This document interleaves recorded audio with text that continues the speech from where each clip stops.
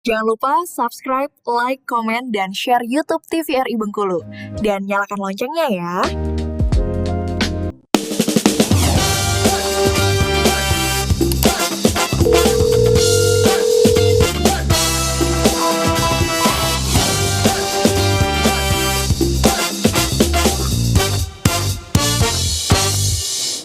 Terima kasih pemirsa, Anda masih bersama kami di Dokter Kito Besamo Kita Sehat. Kita lanjutkan lagi terkait dengan pencegahan musim pancaroba ya dok ya. Tadi belum selesai, udah banyak banget yang dibahas dari pola makan hingga tidur yang cukup. Mungkin masih ada yang harus dicegah nih dok, oleh pemirsa di rumah. Kita akan lanjut sedikit lagi ya.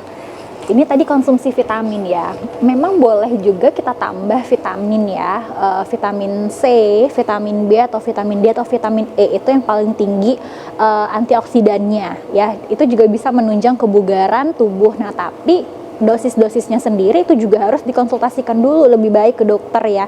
Karena ada beberapa vitamin memang sebenarnya kita tuh udah dapat dari makanan gitu ya, yang nanti kalau kita makannya juga berlebihan itu sebenarnya akan dibuang juga. Jadi kayak makan vitaminnya juga sia-sia gitu. Jadi lebih baik memang berapa kadarnya itu juga harus dikonsultasikan juga ke dokter, boleh ya.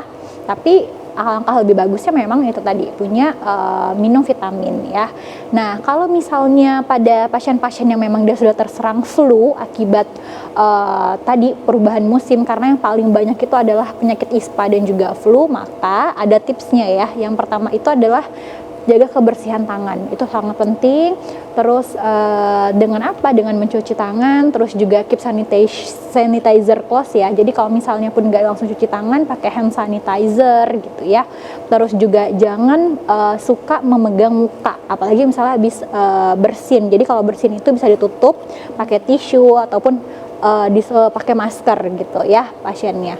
Selanjutnya makannya yang benar, maksudnya makan makanan yang sehat gitu ya. Terus juga tersenyum ya. Jadi ada beberapa studi yang memang kalau kita itu tersenyum itu bisa meningkatkan booster your immune system gitu ya. Jadi meningkatkan sistem imun. Jadi kalau misalnya kita suka senyum itu meningkatkan sistem imun.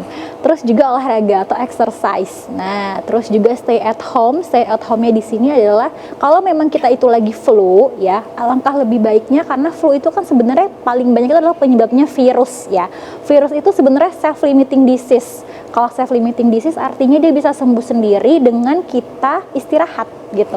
Makanya kalau misalnya lagi flu berat, yang pertama itu adalah istirahat dulu yang cukup, rehidrasi dulu tubuhnya ya. Terus juga kalau misalnya memang kita suka berulang-berulang sakit flu-nya, maka kita bisa juga get vaccinate ya. Jadi nanti divaksin gitu. Memang ada vaksin influenza biasanya seperti itu yang bisa kita dapatkan. Nah, itu untuk cegah dari flu-nya. Oke, selanjutnya itu adalah ini juga yang paling penting ya. Karena kasus yang kedua yang paling banyak itu adalah demam berdarah, maka yang harus kita lakukan adalah 3M. Berapa kali? Seminggu sekali ya. Biasanya tuh kalau misalnya di perumahan gitu ya, itu tuh suka di bareng-bareng gotong royong ya untuk melakukan ini. Karena kenapa? Biasanya DBD itu juga nggak cuma satu orang yang kena, bisa tetangga-tetangga itu juga sama ya, penyebaran nyamuknya itu biasanya dekat sekitar rumah. Makanya harus dilakukan secara gotong royong lebih baik ya.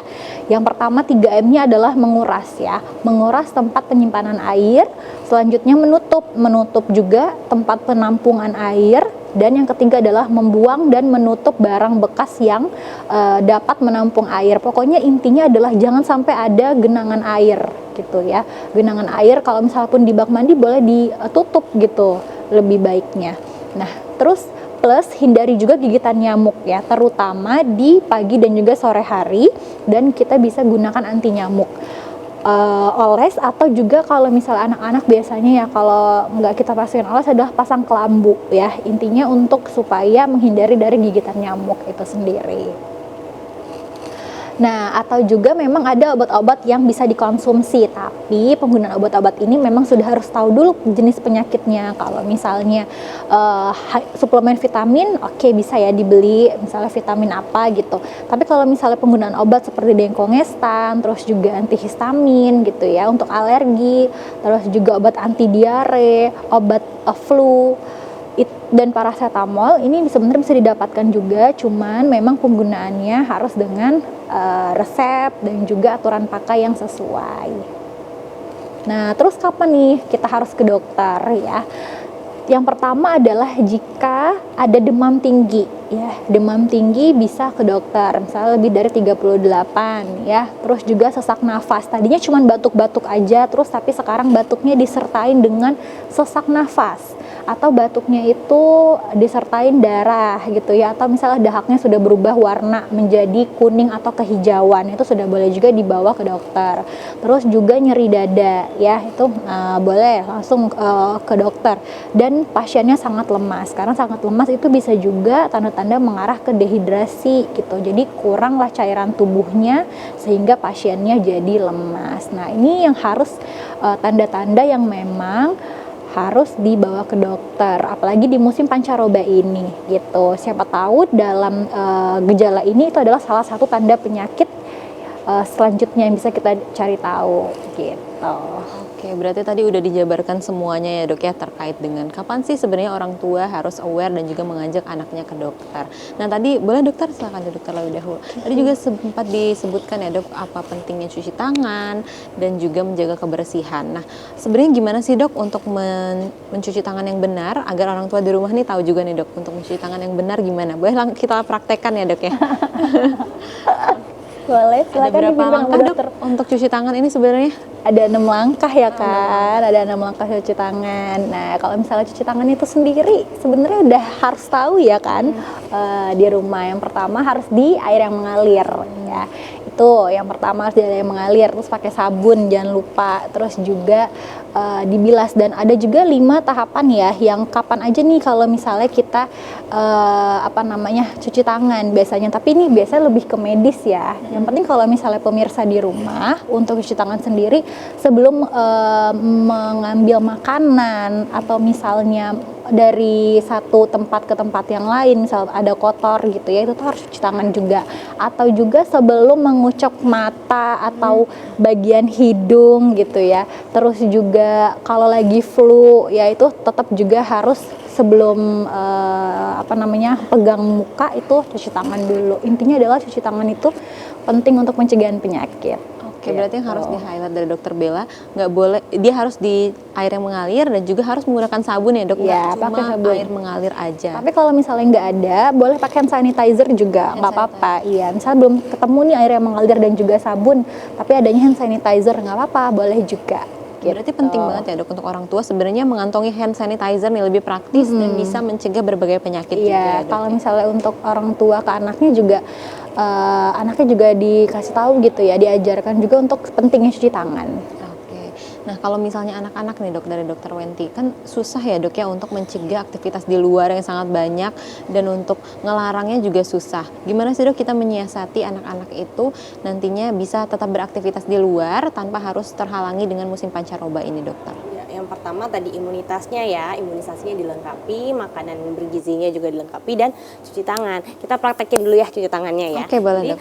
tekniknya itu harus benar ya, bukan gosok-gosok aja ya. Jadi yang pertama adalah telapak tangannya saling bertemu ya, digosok. Kemudian punggungnya juga, punggung satu dan punggung satunya lagi. Kemudian sela-sela jarinya digosok juga. Lalu selain itu, setelah sela-sela jari jangan lupa dikunci. Di jempolnya ya dok Di ya? jempolnya dikunci, diputar, bukan dikunci aja. Yang jari sebelahnya juga. Kemudian setelah itu di bukit-bukit buku jarinya ya, diremas-remas sedikit, digosok-gosok sedikit boleh, kemudian pergelangan tangan, lalu dibilas. Oh berarti seluruhnya terkena ya dok harus ya? terpenuhi dari sabun tadi ya. Jadi nggak sembarangan langsung seperti ini. Jadi telapak ketemu telapak, punggung ketemu punggung, sela-sela jari, kemudian dikunci ibu jarinya ya, lalu diputar, bukit-bukit di dalamnya juga, lalu pergelangan. Oke, biasanya masyarakat cuma ininya aja dok ya, cuma di sini aja yang kena, ternyata Kalau harus dibiasakan semuanya. sejak kecil mencuci tangan dengan baik, mudah-mudahan imunitas tubuhnya juga akan terjaga. Apalagi kalau setelah main, sebelum makan, sesudah makan. Ya. Oke, baik dokter. Tentunya banyak sekali ya dok untuk informasi yang sudah kita dapatkan pada pagi hari ini terkait dengan tips sehat pada musim pancaroba. Terima kasih banyak dokter sudah menyempatkan waktunya pada pagi hari ini. Sebelum kita menutup acara kita, mungkin boleh dok dari dokter Bella terlebih dahulu memberikan pesan kepada masyarakat di rumah terkait dengan tips sehat musim pancaroba. Silakan dok. pemirsa sekarang itu memang kadang-kadang walaupun tadi dijelasin sama Dokter Wenti musim pancaroba itu tuh memang ada bulan-bulannya dan sekarang belum bulannya, tapi apakah langkah lebih baiknya sekarang itu kita sudah bisa mempersiapkan diri. Dan walaupun juga sekarang bukan bulan yang musim pancaroba, tapi kita sekarang khususnya di Bengkulu pagi-pagi misalnya panas terik matahari, tiba-tiba nanti malam hujan deras gitu ya. Yang pertama itu adalah persiapkan diri sendiri dulu ya. Persiapkan diri sendiri itu adalah yang paling penting, imunitas tubuh ya. Tadi menjaga kesehatan, terus juga konsumsi vitamin, tidur yang cukup gitu, dan juga lihat juga lingkungan sekitar jangan sampai banyak genangan air. Terus juga kita harus tahu misalnya tempat kerja kita apakah ada sarang nyamuk atau tidak, seperti itu. Terus Berarti untuk menjaga pola makan, tidur yang cukup, ini yang harus di-highlight sebagai menjaga imunitas ya, Dok. betul. Nah, pemirsa, tentunya banyak sekali informasi yang sudah kita dapatkan. Yang pertama, kita harus menjaga pola makan, pola hidup, dan juga olahraga rutin sangat penting dalam musim pancaroba. Saya Syifa Nabila mohon undur diri dari Dokter Kito Besamo Kita Sehat. Sampai jumpa di episode berikutnya.